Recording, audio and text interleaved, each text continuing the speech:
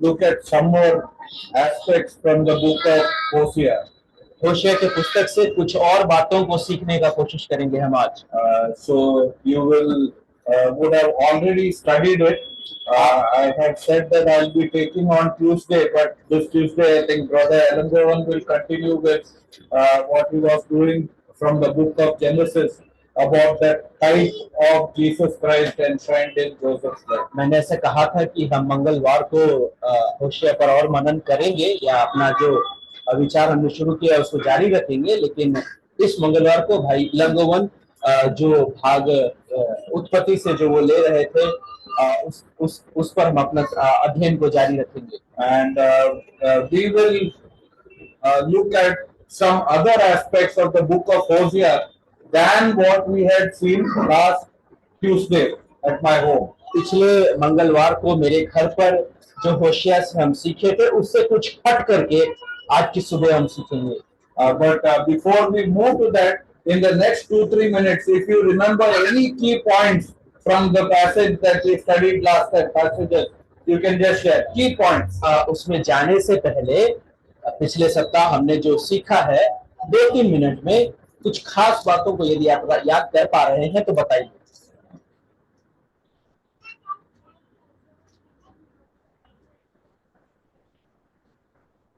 Okay, Israel was going through a bad patch.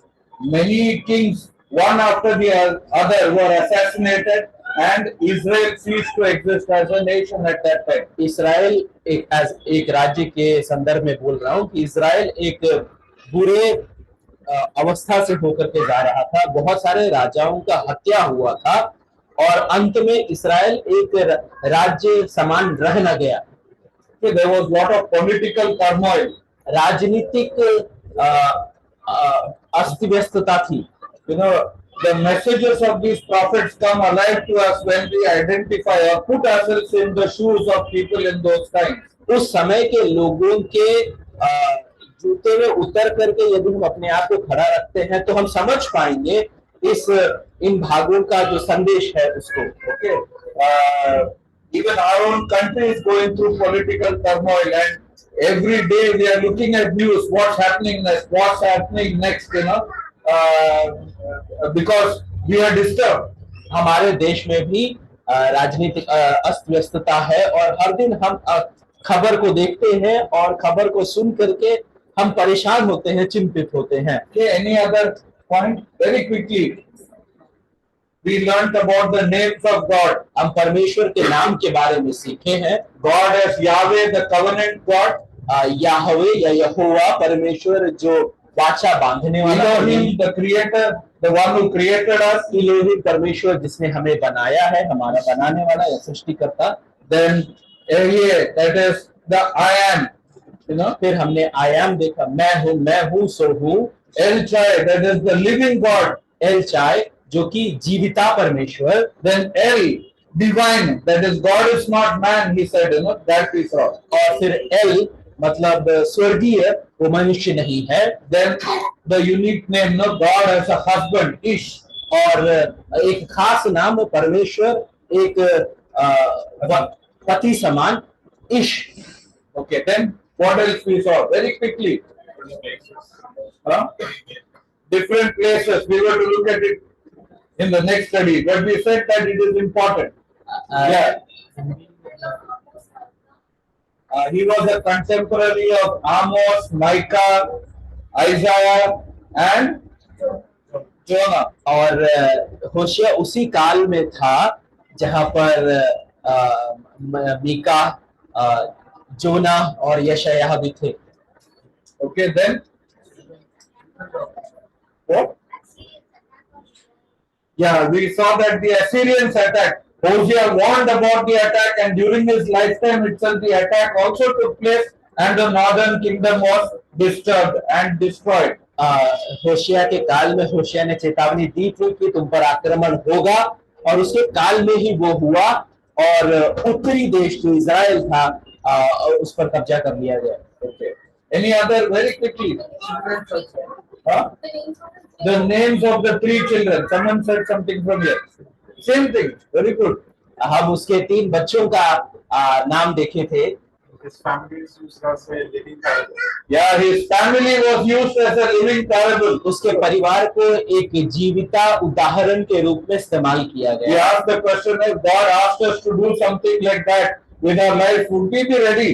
हमने ये सवाल किया था कि यदि परमेश्वर ने हमारे जीवन से ऐसा कुछ करने के लिए बोलता तो क्या हम तैयार रहते? Even when Peter was asked to eat unclean animals in a vision, he said, this is not for me, I can't eat something unclean. Then God had to tell him, what I make clean, though what I have declared as clean is not unclean. जब पतरस को परमेश्वर ने कहा कि जो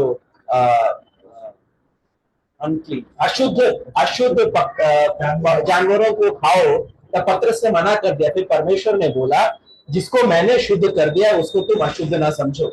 Okay, now we come to today's study. There were many other things we touched on, but I think 5 minutes is enough to refresh our minds and move on. आज के अध्ययन में हम आ जाएंगे। और भी कई सारी बातें हमने मनन करी थी, लेकिन 5 मिनट काफी, हम आगे बढ़ेंगे। Lot of pharmacists there, no doctors, but some nurses are also there, and we are in the field of people who are sick and doing something about it. यहाँ पर कई सारे फार्मासिस्ट है और नर्सेस है, डॉक्टर तो नहीं है, और हम ऐसे एक क्षेत्र में है जिसमें हम लोगों का इलाज और उसके संदर्भ में हम काम करते हैं। Okay. So people come with sicknesses. लोग बीमारियों के साथ आते हैं and they have symptoms. और कुछ लक्षण दिखाते हैं, बीमारी का लक्षण। How do you market your drugs without knowing what symptom is? Okay, so every sickness has symptoms. हर एक बीमारी का एक लक्षण होता है, and the doctor, analyzes the symptoms to find out what really is the problem behind it. और doctor उन लक्षणों को देख करके समस्या क्या है समझने की कोशिश करता है। Okay. So the book of Hosea also helps us. If you read it in that perspective, you will find it. There are many symptoms that are mentioned, but the symptoms have got a root problem behind it. और होशिया को भी यदि आप उस संदर्भ में पढ़ेंगे तो आप समझ पाएंगे कि बहुत सारे लक्षणों के बारे में लिखा है और वो लक्षणों का एक मूल कारण भी है। Okay, the patient, the one who is going through the crisis is often not aware of the root problem. और जो समस्या से होकर के गुजर रहा है, मूल समस्या क्या है उसको उसकी समझ नहीं है। So he takes wrong medicines or solutions to his problem. तो वो अपने समस्या के हल के लिए गलत दवाई या मार्ग को तय करता है। Okay. Recently, where is Rachel? Rachel had headache. So all of us even said, no, पानी पीना चाहिए, paracetamol लेना चाहिए, symptom and the solution. Solution comes from what we know, and very often we are not competent to give the solution. Rachel को सिर में दर्द था और हम लोग सबने अपना राय दिया, लक्षण को देख करके राय दिया, लेकिन कई बार हम वो राय देने के योग्य नहीं होते। But the doctor prescribed spectacles for her. लेकिन डॉक्टर ने उसको चश्मा लगाने को कहा, and her headache is gone. और उसके सिर का दर्द चला गया है। So, looking at the symptoms, arriving at the proper root cause and medicine is very important. इसीलिए लक्षण को देख करके मूल समस्या क्या है उसको समझना बहुत जरूरी है। So in the book of Hosea you will find lot of symptoms. इसलिए होशिया के पुस्तक में बहुत सारे लक्षण को पाते हैं। Okay, so this you can study on your own. Look at some of the symptoms. They are adulterous in their behavior. They run after false gods. They do many things like that. Okay, आप इन लक्षणों के बारे में खुद से पढ़ाई कर सकते हैं। वो व्यभिचारी थे, वो अन्य देवताओं के पीछे भागने वाले थे, ये सब आप देख सकते हैं। But the basic problem that God wants to bring out is that they did not have a proper relationship with Him. लेकिन मूल समस्या जो परमेश्वर बताना चाह रहा था वो ये है कि परमेश्वर के साथ एक सही संबंध उनका नहीं था। Okay, he was the one who loved them, but they were running away from him. परमेश्वर था वह जिसने उनसे प्रेम किया था, पर वो उससे भाग रहे थे। The more he called, that's what I think chapter 11 or 12 says, the more he called them, the more they ran away from him. 11वें और 12वें अध्याय में हम पाते हैं कि जितना अधिक वो उनको बुलाता था, उतना अधिक वो उससे दूर भाग रहे थे। Okay. So their problem was with their comprehension of who God is and what the kind of relationship that he wanted to build with them. So उनका तकलीफ ये था कि उनको ये समझ नहीं थी कि परमेश्वर कौन है और क्या संबंध वो उनके साथ बनाना चाहता है। So they ran after other relationships in life. और इसलिए वो अन्य संबंधों के पीछे, जीवन के अन्य संबंधों के पीछे भागने लगे। Their fulfillment would have been in having a good relationship with God. They would have had everything. यदि उनका संबंध परमेश्वर के साथ होता तो परिपूर्णता होती, But they tried to fill that emptiness of that relationship with other things by running after other lovers, running after prosperity, running after other things that could bring comfort into their life, and they paid a big price. और उस संबंध में जो खालीपन था उसको भरने के लिए वो अन्य चीजों के पीछे भागने लगे और बहुत बड़ा दाम चुकाना पड़ा। Okay. We also live in a world that is materialistic. हम भी एक ऐसे संसार में जीते हैं जो भौतिक वस्तुओं के पीछे भागता है। And we think that those objects, those things, if we have, we will have comfort. और हम ऐसा सोचते हैं कि वो चीज यदि मेरे पास हो तो मुझे आराम मिलेगा। A good home, एक अच्छा घर, a good job, एक अच्छी नौकरी, my children going to good schools, मेरे बच्चे अच्छे स्कूल में जाए, then wearing good clothes, अच्छे कपड़े पहनना, being respected in society, और सोसाइटी में आदर सम्मान पाना। and we think that all these will bring fulfillment and accomplishment in life. और हम ये सोचते हैं कि ये सब कुछ जीवन में परिपूर्णता को देगा। All these God will give, ये सब कुछ परमेश्वर देगा and He gives और वो देता है for those who seek a relationship with Him. जो उसके साथ संबंध को ढूंढते हैं।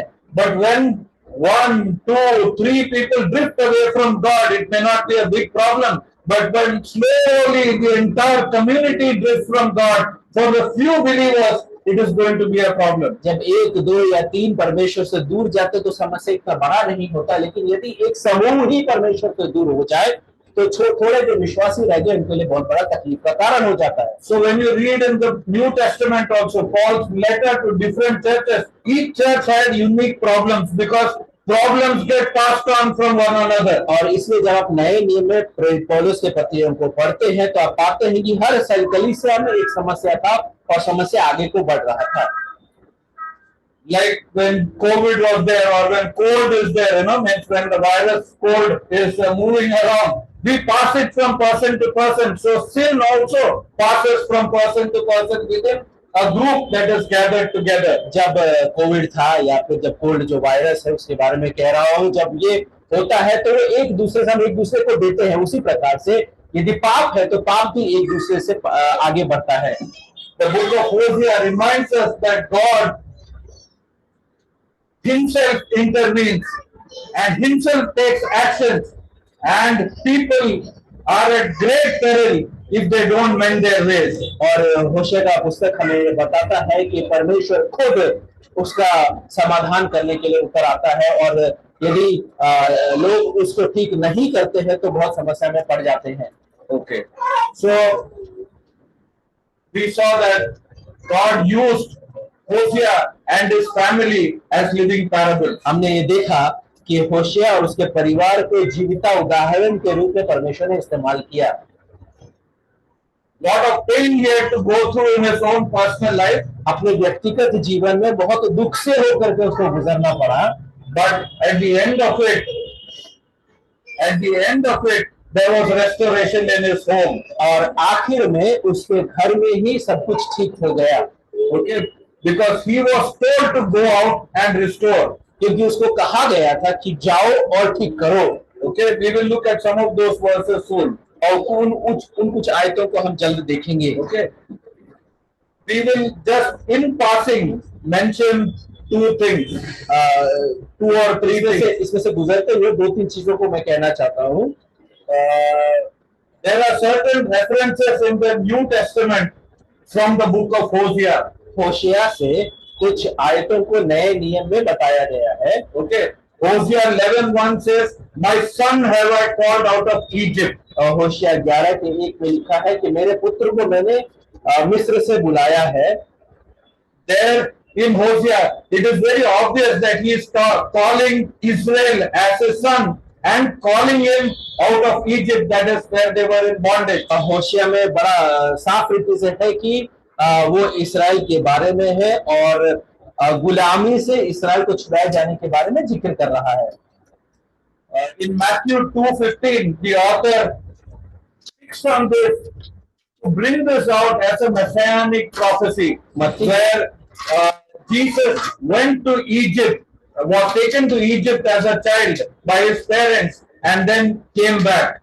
और मत्ती लिखने वाला लेखक इस बात को याद करते हुए कह रहा है कैसे प्रभु यीशु मसीह को उसके माता पिता मिस्र लेकर के गए और फिर वापस आए। Then Hosea 6:6, where it says, "I desire mercy, not sacrifice, acknowledgement of God rather than burnt offering." और 6:6 में लिखा है कि मैं बलिदान से नहीं स्थिर प्रेम ही से प्रसन्न होता हूँ और होम बलियों से अधिक यह चाहता हूँ कि लोग परमेश्वर का ज्ञान रखें।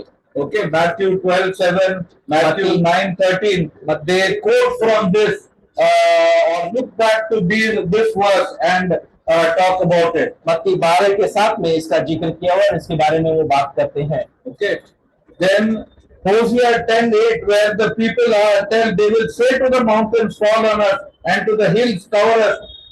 Okay, and this is quoted in Revelation 6:16 and Luke 23:30, where at the end times when the tribulation breaks out, people in order to escape judgment of God will ask or pray or cry out that the mountains fall on them rather than they face God face to face. तो होशिया 10:8 में जो लिखा गया है उसका जिक्र प्रकाशित वाक्य में और लूका में किया गया है। जब अंत के काल में जब परमेश्वर अपने क्रोध को उंडेलेगा सब लोग कहेंगे कि हे पर्वत मेरे ऊपर गिर जा। Okay, then the frequent references in Hosea chapter 2 verse 23 and in some other places where it says, "My people who are not called mine will be my people, and those who have been separated, they will be again called beloved." You know, those who are not beloved will be called beloved. This is something that Hosea was saying about the children of Israel, but the New Testament writers pick on that to show that we as Gentiles who are not belonging to God will be made as belonging. We who are not loved will be made loved by God. होशिया 2:23 में जो लिखा गया है कि मेरे लोग जो मेरे नहीं थे या मुझे अपना नहीं कहते तो वो मुझे अपना कहेंगे। इसको नया नियम में भी लिखा गया है कि लोग उसको अपना लेंगे और उसको अपना पुकारेंगे। Paul in Romans 9:25 brings out this dimension of us as Gentiles who are alienated from God but brought back to Him. पौलुस इसका जिक्र करता है प्रेरितों के 9वें अध्याय में जो अन्य जाति के लोग थे परमेश्वर के जन बनाए गए हैं। Hosea 13:14, "Where, O death, is your victory? O death, where is your sting?" Hosea asks about the children of Israel who are doomed, you know, after their captivity. Almost it looks as if they cannot return, but God will make it possible. होशिया 13:14 में हे अधोलोक तेरे नाश करने की शक्ति कहाँ है, हे मृत्यु तेरी मारने की शक्ति कहाँ है। ये इजरायली कभी भी उस बंधुए से वापस नहीं आ पाएंगे ऐसा लग रहा था, लेकिन कैसे परमेश्वर उन्हें बचाता है। Okay, and you will find that in 1 Corinthians 15:95 where Paul compares it with us who have now the opportunity of resurrection into the presence of God, you know, and he tells death, "Where is your victory? Grave, where is your sting?" Because sin has been dealt with. और पहला कुरिन्थियों के 15वें अध्याय में प्रेरित पौलुस कहता है कि कैसे हम मृत्यु के ऊपर विजय पाएंगे और हम ये कहेंगे हे मृत्यु तेरी मारने की शक्ति कहाँ है हे हदलोग, तेरे नाश करने की शक्ति कहाँ है। Hosea 3:1, love her as the Lord loves the Israelites. होशिया 3:1 में जैसा परमेश्वर इजरायलियों से प्रेम करता है उससे उसी प्रकार उससे प्रेम रख। God told Hosea that your love cannot set limits. और परमेश्वर ने होशिया को कहा कि तुम्हारा जो प्रेम है वो सीमित नहीं रह सकता। You cannot put conditions to restrict that love. और उस प्रेम को बांध करके नहीं रख सकते। If at all there was something, Israelites were unlovable. If you read Hosea, any chapter, any verse, you will find that they were unlovable. यदि कुछ था तो वो ये था कि इस्राएलियों से प्रेम नहीं किया जा सकता था। आप कोई भी अध्याय को पढ़िए, आप इसको समझ सकते हैं। And God loved Israel in spite of their sins and trespasses. लेकिन परमेश्वर ने इस्राएलियों से उनके पाप और अधिक्रम के बावजूद भी उनसे प्रेम किया। And God told Hosea, now go and love your wife who is an adulteress, just like I love Israel. और फिर परमेश्वर कहता है कि जाओ और अपनी प्रेम पत्नी से उस प्रकार से प्रेम करो जैसा मैंने इस्राएल से प्रेम किया है। And in Ephesians chapter 5 verse 25, इफिसियों 5:25 में, husbands, love your wives as Christ loved the church and gave himself up for her. हे पति अपने पत्नियों से इस प्रकार से प्रेम करो जैसा मसीह ने कलीसिया से प्रेम किया है और अपने आप को उसके लिए दे दिया है। In the Old Testament, God was telling, I am setting the example. पुराने नियम में परमेश्वर कहता है कि मैं उदाहरण को तय करता In हूँ। the New Testament, Paul is telling, Christ has set the example. नए नियम में पौलुस कहता है मसीह ही ने उदाहरण को तय किया है। The Israelites were unlovable. ये इस्राएली प्रेम करने योग्य नहीं थे। The Gentiles are not lovable. अन्य जाति भी प्रेम करने लायक नहीं है। But God loved us with an in spite of love. लेकिन परमेश्वर ने प्रेम से बढ़कर हमसे प्रेम किया है। And the New Testament writers used a new word, agape, to describe that. नए नियम के लेखक एक नए शब्द का इस्तेमाल किया इस बात का उल्लेख करने के लिए और वो है agape. Also, the book of Hosea brings out some warnings. और होशिया के पुस्तक में कुछ चेतावनियों को भी दिया गया है। And we should not ignore those warnings. और उन चेतावनियों का अनदेखा नहीं करना चाहिए।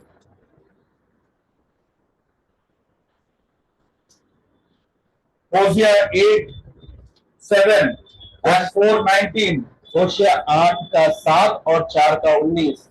A whirlwind will sweep them away, and they sow the wind and reap the whirlwind. वे वायु बोते हैं और वे बवंडर लवेंगे। Okay. Sin has consequences. पाप का परिणाम होगा। Okay. We always think small sin, not a big problem. हम हमेशा ऐसा सोचते हैं छोटा पाप बहुत बड़ा समस्या नहीं। Seeds are sown very small, but it becomes a big tree. बीज जो है बहुत छोटा होता है पर वो बहुत बड़ा वृक्ष बन जाता है। So God is not bothered about the size of sin, but the fact of sin. परमेश्वर पाप के आकार से चिंतित नहीं है परंतु पाप के कारण होने वाले बातों के बारे में चिंतित है।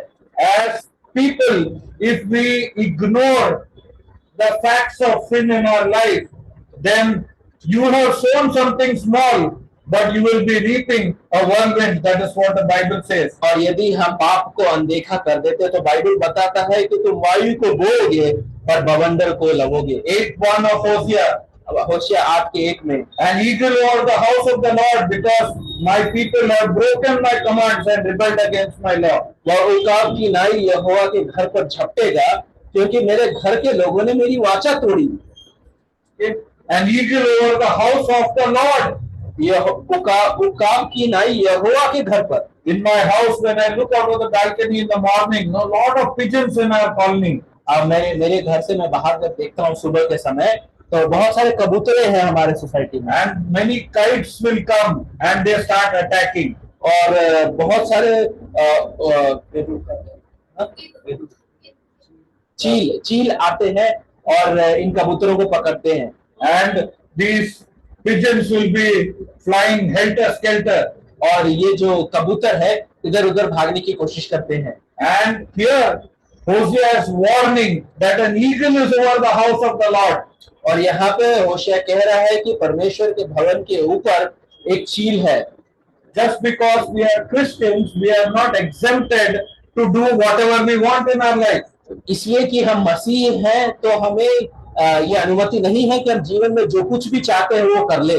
Peter talked about how judgment of God will begin at God's family. पतरस ये याद दिलाते हैं कि कैसे परमेश्वर का न्याय परमेश्वर के जनों पर सबसे पहले होगा। Hosea 4:5-14. My people are destroyed for lack of knowledge. A people without understanding will come to ruin.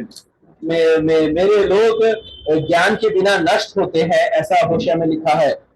We take lot of pains to study for our education. हम अपने पढ़ाई के लिए बहुत मेहनत करते हैं, But when it comes to studying God's word, we ignore it. लेकिन जब परमेश्वर के वचन को पढ़ने का बात आता है तो हम उसको एकदम अनदेखा करते If हैं। we get time, we will study. यदि समय मिलता है तो हम पढ़ते हैं। If we are tired after work, छोटा कुछ तो पढ़ के, we'll go to sleep. काम करने के बाद यदि हम थक गए हैं तो कुछ छोटा पढ़ करके हम सोने चले जाते हैं। My people are destroyed because of lack of knowledge मेरे लोग and understanding and will come to ruin. मेरे लोग इसलिए बर्बाद होते हैं क्योंकि ज्ञान नहीं है उनके पास और बर्बाद हो जाएंगे और नष्ट हो जाएंगे। We even have plenty of time to equip ourselves in our jobs to excel further. हमारे पास अत्यधिक समय है अपने काम में पढ़ाई करने के लिए और आगे बढ़ने के लिए। If we don't understand something यदि हम चीजों को नहीं समझते हैं related to our work, we will put lot of things to understand so that that gap or emptiness will not be there. यदि हम अपने काम के सिलसिले में कुछ चीज को नहीं जानते तो हम बहुत मेहनत करते हैं ताकि उसको सीख सके और आगे बढ़ सके। But in terms of Bible, होशिया ने समझा पलटी करो, जोएल ने समझा पलटी करो। लेकिन बाइबल के संदर्भ में यदि होशिया नहीं समझ में आया तो आगे बढ़ जाओ, योएल नहीं समझ में आया तो आगे बढ़ो। ओनली साम समझते हैं तो ओनली साम पढ़ते रहो। सिर्फ भजन संहिता समझ में आता है and we do in English.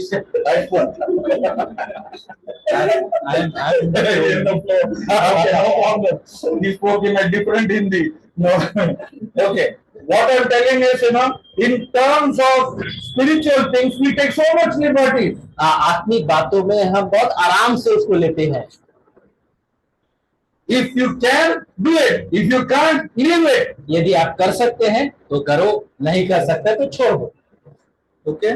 Because your sins are so many, Hosea 9:4, and your hostility is so great. The prophet is considered a fool, and the inspired person a maniac. Their mind had changed, and they were looking at spiritual things with scornful eyes. Can that happen inside churches? होशिया 9:4 में लिखा है कि उनका मन ही बदल चुका था और आत्मिक बातों को गलत नजरिए से वो देख रहे थे। क्या ये कलीसिया में हो सकता है? The prophet is considered a fool and an inspired person a maniac. This is how Israelites were looking at others who are spiritual in their midst. भविष्यवक्ता को मूर्ख के नाई देखा जा रहा था। ये इजरायली अपने बीच में जो पवित्र जन है उसके बारे में उसको ऐसा देख रहे थे। And there were two warnings that were issued to Israel. Israel को 2 चेतावनियां दी गई थी। Verse 14 of chapter 10. 10वां अध्याय का 14वां आयत। The roar of battle will be against your people, so that all your fortresses will be devastated. इस कारण तुम्हारे लोगों में हुल्लड़ होगा और तुम्हारे सब गढ़ ऐसे नाश किए जाएंगे। And little later it says, in the same verse, when mothers were dashed to the ground with their children. उस समय माताएं अपने बच्चों समेत पटक दी जाएगी। उसी आयत का आखिरी भाग। Okay, then in verse 15 and 16 of chapter 13. 13वां अध्याय के 15 और 16 में, An east wind from the Lord will come, blowing in from the desert. His spring will fail, and his well dry up. His storehouses will be plundered of all its treasures. The people of Samaria must bear their guilt because they have rebelled against God. They will fall by the sword. Their little ones will be dashed to the ground. Their pregnant women ripped open. पर पुरवाई हवा उस पर चलेगी और यहोवा की ओर से मरुस्थल में आएगी और उसका कुंड सूखेगा और उसका सोता निर्जल हो जाएगा। उसकी रखी हुई सब मनभावनी वस्तुएं वह लूट ले जाएगा समारिया दोषी ठहरेगा क्योंकि उसने अपने परमेश्वर से बलवा किया है, तो तलवार से मारे जाएंगे, उसके बच्चे पक्के जाएंगे और उनकी गर्भवती स्त्रियां चीर डाली जाएंगी। The most horrifying atrocities are described there. सबसे गंभीर भयानीय जो चेतावनी है वो यहाँ लिखा गया है। Little ones will be dashed to death on the ground. बच्चे पटके जाएंगे और मारे जाएंगे। Pregnant women will be ripped open. और गर्भवती स्त्रियां चीर डाली जाएंगी। Sometimes when we read the Old Testament, we think the God of the Old Testament was very cruel. जब हम पुराने नियम को पढ़ते हैं तो हमें कई बार ऐसा लगता है कि पुराना नियम का परमेश्वर अत्यधिक क्रूर था। Okay, but you have to look at the world from God's perspective to understand it. लेकिन आपको संसार को परमेश्वर की नजर से देखना होगा उस बात को समझने के लिए। A cancer surgeon, doesn't look at a growing lump in your abdomen with love. एक कैंसर का जो चिकित्सक है वो हमारे पेट में यदि कुछ बढ़ रहा है, एक मांस का लोथ है, तो उसको प्रेम से नहीं देखता। He has to only snip and cut and remove and throw. और उसको सिर्फ उसको खोल करके काट करके उसको फेंकना ही है। Okay, and so the book of Hosea brings us that dimension of God where he actually acts viciously against that which is sinful so that its harm will not spread and its damaging effects will be contained. होशिया में भी इसी बात का उल्लेख किया गया है जहाँ परमेश्वर पाप को काट करके हटाता है ताकि उसका जो असर है सब पर ना फैले। And his actions were always preceded with warning after warning after warning after warning and they were ignored. और परमेश्वर का कार्य चेतावनी और चेतावनी और चेतावनी के बाद ही होता था और हर बार उसके चेतावनी को अनदेखा किया गया। Okay, now we had said that we will look at some names and what they signified so that they understand what bigger messages that God has for us. और हमने कहा था कि हम कुछ नामों को देखेंगे और उससे क्या सीख सकते हैं और कोशिश करेंगे। We don't have much time, but we will look at a few of them. The rest you can do on your own. बहुत समय नहीं है, हम थोड़े को देखेंगे, बाकी आप खुद से सीख सकते हैं। Jezreel, the word which is repeated often in the first few chapters. पहले कुछ अध्यायों में जezreel नाम लिखा गया है और कई बार रिपीट किया गया है। It means God shall sow. उसका अर्थ है परमेश्वर बोने वाला, बोने वाला परमेश्वर। Jeremiah 2:21. यिर्मयाह 2:21। Jeremiah lived a little after Hosea. होशिया के थोड़े समय के बाद यिर्मयाह जीवित। I had planted you like choice wine of sand and reliable stock. How then did you turn against me into a corrupt white wine? तो यिर्मयाह 2:21।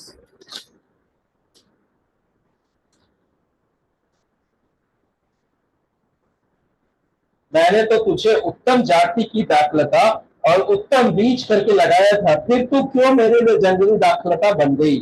Brother always tells he is a farmer. Okay, very often in his messages he reminds us that he is a farmer. भाई अक्सर कहते हैं कि वो एक किसान है। Okay, God is also a farmer. परमेश्वर भी एक किसान है। He sows with the expectation of reaping. और वो इसलिए बोता है ताकि कटाई हो। About Israel he says, I sowed you, I planted you as choice wine. How did you become corrupted and bad? और इसराइल के बारे में कहता है कि मैंने तो तुझे उत्तम जाति की दाखलता उत्तम बीज करके लगाया था, फिर तू क्यों मेरे लिए जंगली दाखलता बन गई। Okay, there are several Jezreels in the Bible. Bible में कई सारे जेजरील हैं। Especially in the book of Hosea, there are 4 different types of references to Jezreel. और खास करके होशिया में 4 प्रकार के जेजरील हैं। His son was named Jezreel. उसका जो पुत्र जिसका नाम जेजरील रखा There गया, was a valley of Jezreel, 1 verse 5. और एक तराई था जिसका नाम जेजरील था, एक पहला अध्याय और उसका 5वां आयत। Day of Jezreel, 1 verse 11. 1:11 में जेजरील का दिवस।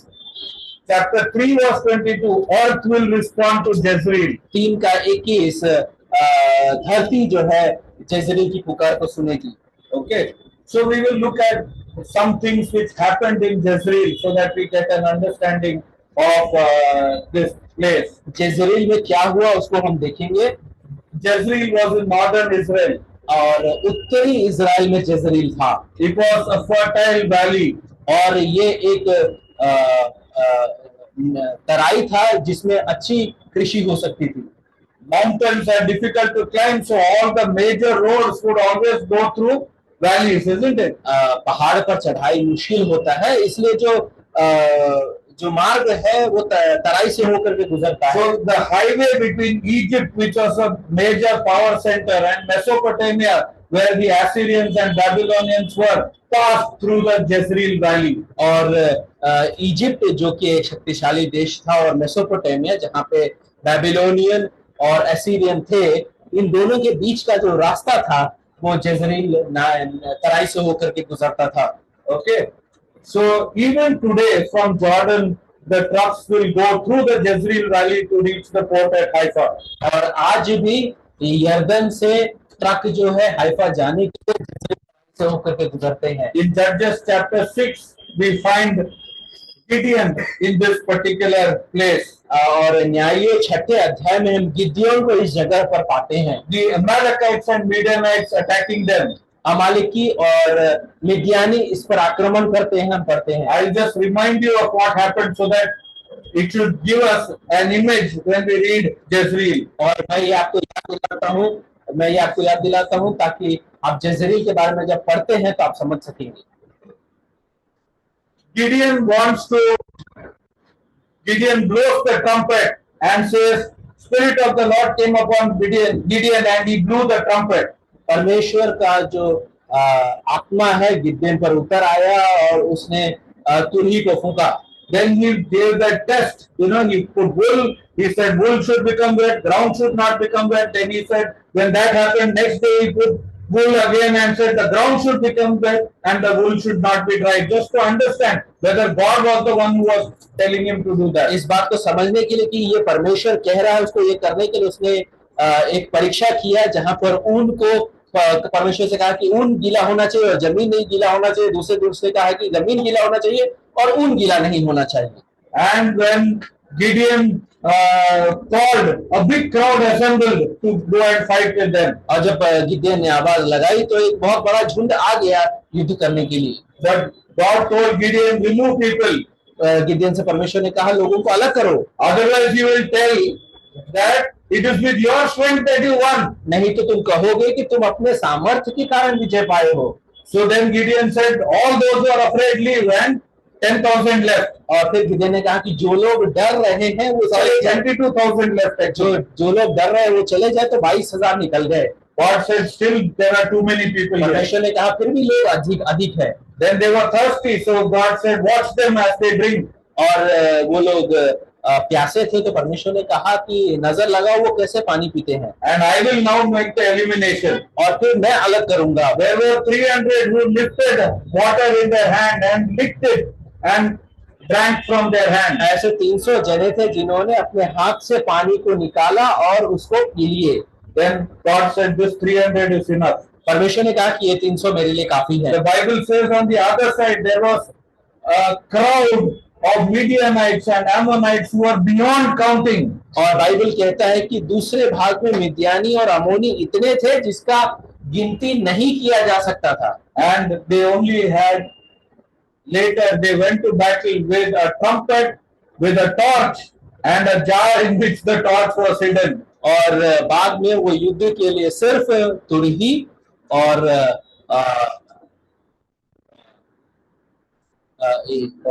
मशाल और मटका, और मशाल जो मटके के भीतर रखा था। And there was a massive victory. और बहुत बड़ा विजय प्राप्त करते हैं। The enemies killed each other. शत्रुओं ने एक दूसरे को ही मार डाला। And God showed that He doesn't need His children to be heavily armed to be victorious. और परमेश्वर ने ये दिखा दिया कि उसके संतानों को सामग्री युद्ध के सामग्री के साथ जाने की जरूरत नहीं है विजय पाने के लिए। Then Saul went to Endor, which is in Jezreel Valley. और फिर शाऊल एंडोर गया जो कि जezreel तराई में है। He visited a medium. और उसने वहां पर एक माध्यम से मुलाकात किया। and there he gets a message. और वहां पर उसको एक संदेश मिलता है And next day, he and his son would be killed. कि अगले दिन वो और उसके पुत्र का मृत्यु हो जाएगा। They are just recollecting incidents which took place. और Okay. जो जो घटनाएं हुई उसको हम बस याद करने की कोशिश कर रहे हैं। When next day, actually Saul and his son die in battle. और अगले दिन शाऊल और उसके पुत्र युद्ध में उनकी मृत्यु हो जाती है। When news comes, Mephibosheth is lifted by his nurse, and she tries to flee, and he falls, and he becomes lame in that place. और जब ये समाचार मृत्यु का समाचार आता है तो मेफीबोशेत को उसकी जो देख रेख करने वाली स्त्री थी लेकर के भागने की कोशिश करती है और मेफीबोशेत गिर जाता है, वो अपंग हो जाता है। And Elijah would later on walk in this same area. और बाद में एलाइजा इसी स्थान पर कार्यान्वित रहता है। He would meet Ahab, that evil, worst king who ruled Israel. और फिर वो आहाब से मुलाकात करता है जो कि इजराइल का सबसे बुरा शासक था।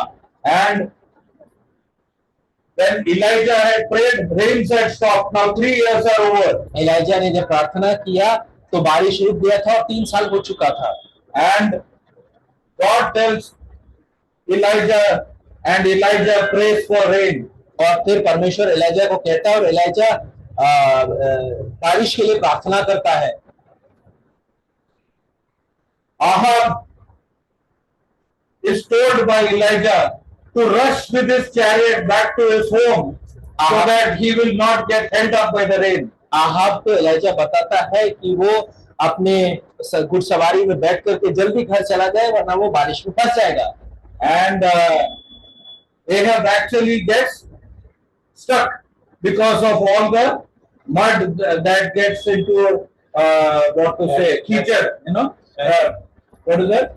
His chariot gets stuck, and actually Elijah walking reaches Jezreel ahead of Ahab. और हम पढ़ते हैं कि आहाब फंस जाता है बारिश में और उसके कीचड़ में, और जबकि एलाइजा चलते चलते जezreel आहाब से पहले पहुंच जाता है। Okay. Jezebel, his wicked wife, Ahab's wife, is killed in the city of Jezreel. Jezebel जो कि आहाब की दुष्ट पत्नी थी उसको जezreel में उसका हत्या होता है By Jehu, येहू के द्वारा, whose name you read here, no, that to avenge his violence, it will be Jezreel was the name that was given to his son. और ये जेहू के बारे में आप यहाँ पे पढ़ते हैं जिसके खून बहाने के का परिणाम जezreel में होगा। And Jezebel killed Naboth, you know, a man who had vineyards, and took over the property. Jezebel ने नाबोत का हत्या किया जिसके पास एक ताक था और उसके संपत्ति को हड़प लिया। Okay, so Jezreel was a place where lot of action took place. जेजरील एक ऐसा स्थान था जहां पर बहुत कुछ हुआ। The northern kingdom जो उत्तरी देश था owed a lot to many things that were taking place in that city. उस शहर में जो कुछ भी हो रहा था उससे उसका संबंध था। The king's palace, Ahab's palace also was in Jezreel. Ahab का जो महल था वो भी जेजरील में था। Okay, so the reign of Jehu, which culminated in several violent acts on Jezreel, also would have been remembered. और येहू का जो शासन काल था जो कि बहुत अधिक खून बहाए जाने वाला काल था उसको भी याद किया जाएगा। So the Lord tells that in Jezreel valley the bow of Israel will be broken. और परमेश्वर कहता है कि जेजरील तराई में इजराइल का जो धनुष है वो तोड़ा जाएगा। Verse 5 of chapter 1. पहला अध्याय का 5वां है। So for the Israelites, it would have been always violence, violence, violence. Jezreel always reminded them of that. Finally, violence would catch up on all of them because of Jezreel. और जेजरील के बारे में हमेशा बार बार इजरायलियों को बताया जाता और आखिरी में वहां पर युद्ध हो जाता है। Okay. Then we will come to two places which are mentioned in chapter 4. चौथे अध्याय में 2 स्थानों के बारे में लिखा हुआ है, Gilgal and Beth Aven. Gilgal और Beth Aven. Okay, so what are some incidents which took place in Gilgal? Gilgal में हुए कुछ घटनाओं को याद कीजिए। When Israelites came back from Egypt, जब इजरायली मिस्र से वापस आते हैं, Moses died. मूसा का मृत्यु हो चुका Under है। Joshua, they were to cross into the promised land. यहोशू के अधिपति में वो लोग वायदे किए हुए देश में जाना था। God stopped the waters of Jordan so that they could cross miraculously. यरदन के पानी को परमेश्वर ने रोक दिया ताकि चमत्कारी रूप में वो उसको पार कर सके। They came to the other side of Jordan, वो यरदन के उस पार आ जाते हैं, okay, towards what is in modern Israel, and they encamped first at Gilgal. और सबसे पहले वो अपने तंबू को गिलगाल में लगाते हैं। It is from there that all military campaigns were launched by Joshua. और यहोशू के द्वारा वहीं से सारे युद्ध का प्लानिंग और उसको चलाया जाना था। And from the river Jordan, they brought big stones and made a memorial in that place at Gilgal. और यरदन नदी में से बड़े बड़े पत्थरों को ला करके वहां पर यादगारी के लिए गिलगाल में स्थापित करते हैं। They were circumcised in Gilgal, और वहाँ उनका खतना गिलगाल में होता है, signifying their end of Egyptian captivity. मिस्र के गुलामी का अंत का प्रस्ताव था वो। Manna stopped at Gilgal. Gilgal में मन्ना रुक गया। They were now no longer wanderers, but they were going to be people who possessed the land. अब वो घूमने वाले नहीं थे, पर वो ऐसे लोग होने वाले थे जिनके पास खुद का जमीन था। And Gilgal was one of the places where Samuel visited annually. Gilgal, Mizpah, and Bethel. Gilgal ऐसा स्थान था जहां पर सैमुएल हर साल जाया करता था। And it was the place where Saul became king. You know, he was from that place. और ये वो स्थान था जहां पर साउल राजा बन गया। ये वही उसी स्थान का रहने वाला When था। Israel asked for a king, God gave them a king. He was from Gilgal. जब इसराइलियों ने राजा की मांग की तो परमेश्वर ने राजा को दे दिया और वो राजा गिलगाल का था। It was a place where he was rejected from his office. और ये वही स्थान था जहां पर परमेश्वर का तिरस्कार हुआ था। By the time of Hosea, instead of all these good things that were happening there, it had become a center of idolatry. और होशिया के काल आते आते सारी अच्छी बातें जो यहाँ हो रही थी वो हट करके अब यहाँ पे मूर्ति पूजा का स्थान हो गया था। Verse 15 of chapter 4 says, "Don't go to Gilgal, don't go to Beth Aven." और 15 आयत में लिखा है कि गिलगाल मत जा, बेथ आवन मत जा। Okay, and Beth Aven, you read about it in Joshua chapter 7 verse 2. It was very close to Bethel. बेतावेन जो है यहोशू में हम पढ़ते हैं वो बेथेल के एकदम पास में था। Bethel means house of God. Bethel मतलब परमेश्वर का भवन। Beth Aven means house of unfaithfulness. और बेथ एवन मतलब अविश्वास का घर, House of wickedness. दुष्टता का घर। Okay, so these were two places. One which was an example where God did so many wonderful things and became a memorial for people, and the other a place where wickedness prospered. एक ऐसा स्थान जहां पर बहुत अच्छे बातें हुई, जहां पर परमेश्वर का वास था, और दूसरा जहां पर दुष्टता फैल गया था। Okay, very often in our life also we are like that, no? Lot of good and bad. We always dance between the two in our life. कई बार हमारे जीवन में भी ऐसा होता है, बहुत सारी अच्छी बातें और कुछ बुरी, और इन दोनों के बीच में हम नृत्य करते रहते हैं। And very often, sometimes we are good, sometimes we are bad. और कई बार हम अच्छे होते हैं थोड़े समय के लिए और फिर हम बुरे हो जाते हैं। We behave like split personalities. हम दो विवेक वाले इंसान बन जाते हैं। One Scottish author, 1886, he wrote a book called Jekyll and Hyde. You would have heard this word somewhere or the other, no?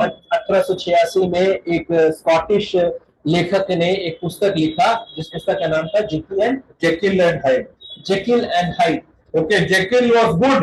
Jekyll अच्छा था And when he drank the potion, magic potion, he would become Hyde, a very evil person. और जब वो थोड़ा P लेता था तो वो हाइड बन जाता था, जो कि बहुत ही दुष्ट मनुष्य था। Okay, so he always mixed between good and bad. और वो हमेशा दुष्ट और अच्छे के बीच में बदलता रहता था। Okay, and we are also very often as believers like that. और विश्वासी हम जो है, हम भी कई बार ऐसे हो जाते हैं।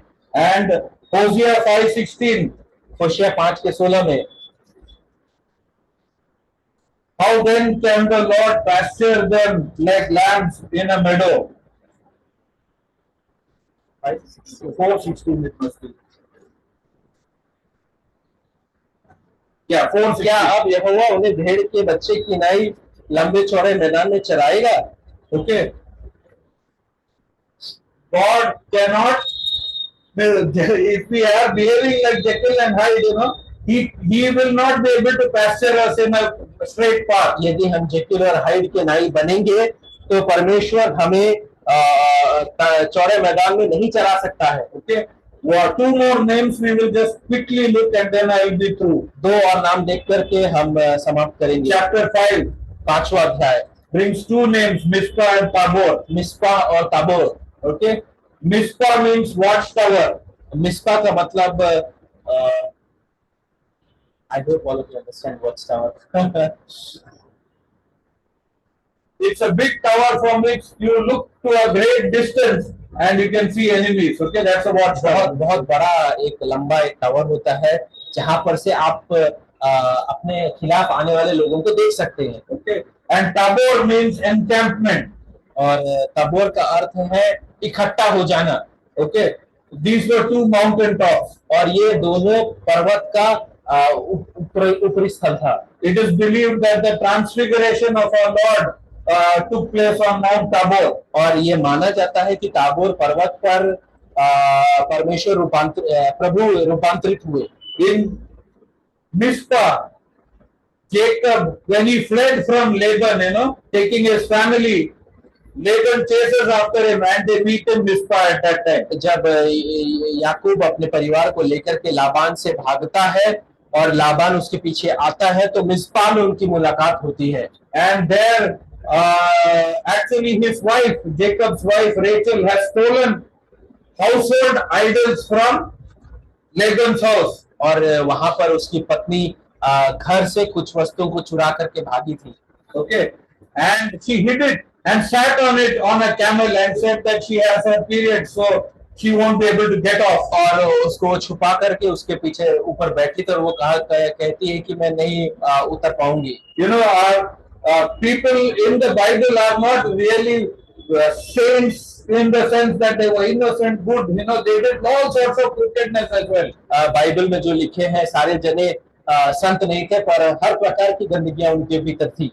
Okay, and Laban and Jacob, they make an agreement. They erect a stone pillar, they gather stones, and then they make an agreement. Jacob और लाबान एक वाचा को बांधते हैं और एक पिलर को खड़ा करते हैं। And they called that as a place which was a witness to the 2 of them.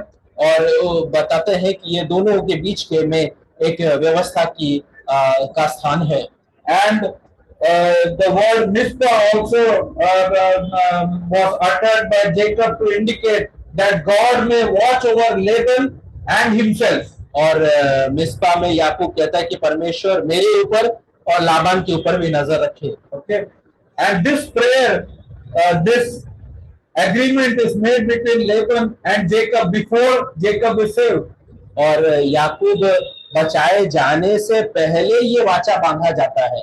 Okay, but all these are overruled by God when He starts dealing with Jacob in a personal way. जब परमेश्वर याकूब से व्यक्तिगत रूप से वार्तालाप करने लगता है तो ये सब कुछ को दूर रखता है। Mizpah is also the place where a big victory was won by a judge called Jephthah. जेप्ता नाम का जो न्यायी था वो मिस्पा पर एक बहुत बड़ा विजय को प्राप्त करता है। When he defeated the Ammonites, he made a foolish promise. जब उसने अम्मोनियों को हरा दिया तब उसने मूर्खता की वाचा बांधा। when he tells, when I come home, whoever comes out from my home will be devoted to the Lord. और जब वो ऐसा कहता है कि विजय के बाद जब मैं घर पहुंचूंगा, जो कोई घर से पहले निकल करके आता है वो परमेश्वर के लिए दे दिया जाएगा। And when he reaches his home, his daughter comes out running, and then he realizes what he has done. और जब वो घर पहुंचता है तो उसकी बेटी घर से बाहर निकल करके आती है और फिर उसको समझ में आता है उसने क्या किया था। His daughter is shattered, but at the same time she says, what you have promised you keep. Okay, and she says, 2 months I'll go and meet all my friends in the hills, and after that I will remain a virgin for life. और उसकी बेटी जो है त्रस्त हो जाती है, लेकिन वो कहती है कि जो आपने वायदा किया उसको करो, 2 महीने में अपने मित्रजनों से मिल करके आती हूँ। The place Mizpah reminds about a watchful eye of God who looks at our foolishness, our mistakes, and all the wrongs that are done, the idolatry in our life, like how Rachel, Jacob, all of them had idolatry in their hearts, and they were sitting on it, and God is the one who watches over these things. और मिस्पा इस बात को ये याद दिलाता है कि परमेश्वर हमारे ऊपर नजर रखता है, हमारे सारी मूर्खता, हमारे सारे पाप, जैसा याकूब और रेचल में था, वो सब कुछ देखने वाला परमेश्वर है। And Tabor should remind us of a judge, another judge called Deborah. और ताबोर हमें देबोरा के बारे में याद दिलाता है। And the amazing victory she had against the king of Canaan. और कानान के राजा के ऊपर का विजय जो उसने पाया। Okay, and there were many other wonderful things that happened in these places. और इन जगहों पर और अधिक बहुत अच्छी बातें हुई है। So people connected with God in these places. इन जगहों पर परमेश्वर के साथ लोग जुड़ गए। But Hosea 5:6, होशिया 5:6 में where this comparison is made जहां पर ये तुलना किया जाता है of these two places, इन दोनों स्थान का, Israel is told when they go with their flocks and herds to seek the Lord, they will not find him. He has withdrawn himself from them. ऐसा लिखा है कि परमेश्वर ने अपने आप को पीछे खींच लिया है और जब इस्राएली परमेश्वर से मिलने जाएंगे तो वो नहीं मिल पाएंगे। Okay, so later on at home you can study the other places, what happened there and what is quoted in that verses when what Hosea was saying, and you will be able to see the connection between the place that is mentioned and the actions of Israel and the consequences that they were going to face. आप घर जाकर के बाकी स्थान के बारे में जो जिक्र है उसको आप पढ़ सकते हैं। Okay, we will end with that. और यहाँ पर हम समाप्त करेंगे। There is one last thing that you can read when you read the book of Hosea. होशिया जब आप पढ़ते हो तो एक आखिरी बात जो आप पढ़ सकते हैं, It gives a panoramic view of the history of Israel.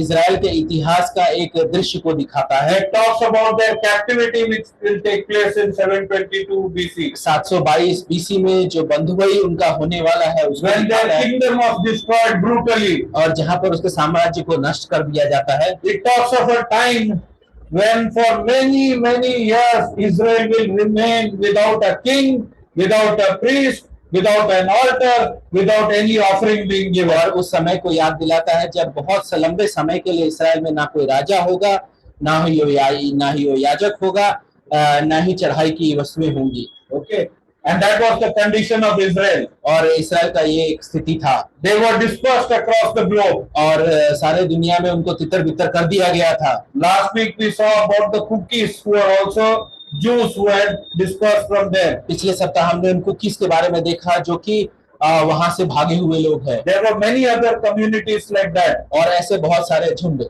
Then Hosea also talks about an ingathering of those people where God would bring them in. होशिया उनके बारे में ये भी बोलता है कि कैसे परमेश्वर लोगों को वापस इकट्ठा करेगा। Chapter 13 talks about how they will be fluttering back like frightened sparrows. 13वें अध्याय में कैसे वो वापस डरे हुए स्पैरो के समान वापस आएंगे। That is how they came back to Israel. उसी प्रकार से वो इस्राएल में वापस आते हैं। After World War II, where more than 6 million Jews were massacred. World war 2 में करीब 60 लाख इसराइलियों को मारा गया था। But Hosea talks about their return in chapter 2 as just coming back to Israel because of their problems, but not seeking God. और दूसरे अध्याय में कैसे वो इस्राएल में वापस आएंगे अपने समस्याओं के कारण, परमेश्वर को नहीं ढूंढते हैं। So chapter 2 goes on to say how God would destroy them even in this place. और कैसे दूसरे अध्याय में बताया गया कि इस स्थान में भी परमेश्वर उनको बर्बाद करेगा, नष्ट करेगा। Then they would turn to him finally, और आखिरकार वो परमेश्वर की ओर मुड़ जाएंगे, and they will be called his people. और फिर उनको अपने जन बुलाए जाएंगे। They who are not loved would be loved by him. अब जो प्रेम नहीं किए जा रहे थे उसके द्वारा प्रेम किए And जाएंगे, God would establish his millennial reign. और परमेश्वर अपना 1000 वर्ष का शासन काल को स्थापित करेगा। You can read the book of Hosea to pick out these verses and make them into a chain. और होशिया के पुस्तक को आप पढ़ते वक्त आप इन आयतों को उठा करके एक साथ एकत्रित कर सकते हैं। So the book of Hosea is not just a story of imminent disaster. होशिया का पुस्तक सिर्फ एक कहानी नहीं कि आने वाला जो कष्ट है उसको दिखा It रहा है, is a story of God's love for those people. वो परमेश्वर के प्रेम को दर्शाने वाला कहानी It है। is a story of how God would restore those people. और ये वो कहानी है कैसे परमेश्वर अपने लोगों को वापस स्थापित करेगा, And he will make them his own. और फिर वो अपना बना लेगा। We can end with prayer because listen to pray. हम प्रार्थना करके समाप्त करेंगे। हमारे जीवित अनुग्रहकारी पिता परमेश्वर, हम धन्यवाद देते हैं आज की सुबह के लिए। आपके वचन से कुछ बातों को सीखने के लिए आपने हमारी मदद करी है, इसके लिए हम आपको धन्यवाद देते हैं। होने दे परमेश्वर, जो चेतावनियों को हमने पाया है उन चेतावनियों को हम याद रखें परमेश्वर, और हमारे जीवन में जो भी सुधार की जरूरत है वो करने में आप हमारी मदद कर। साथ ही साथ हमने जो पिछले 1 महीने में सीखा है उसको याद रखकर अपने जीवन में अमल करने वाले हो सके, हम ऐसा प्रार्थना करते हैं। आपके दास पर भी आपकी आशीष और अनुग्रह बने रहे, आपके सेवकाई में और भी आप इस्तेमाल कीजिए हे पिता परमेश्वर। थोड़ा समय और हम आपकी उपस्थिति में बैठते हैं, हमारे साथ रहे, हमारी अगुवाई कर, हमारी मदद कर पिता परमेश्वर। यीशु मसीह के नाम से मांगते हैं, सुनिए और ग्रहण कीजिए, आमीन। We'll have the youth meeting now. I'll request the kids to come forward.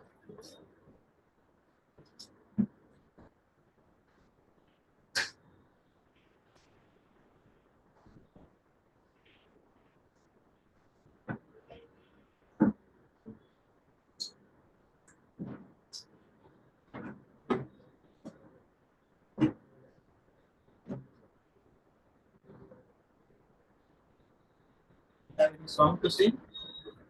We'll see the verse. Okay,